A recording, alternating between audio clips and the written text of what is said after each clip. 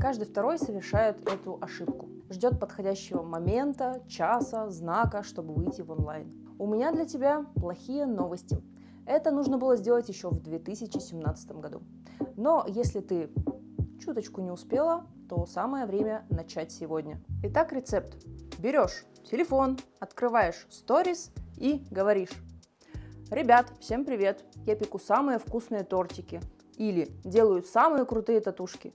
Ну или на худой конец, делаю самые классные сайты на топлинк. Чтобы заказать, пишите мне в директ. Все, поздравляю.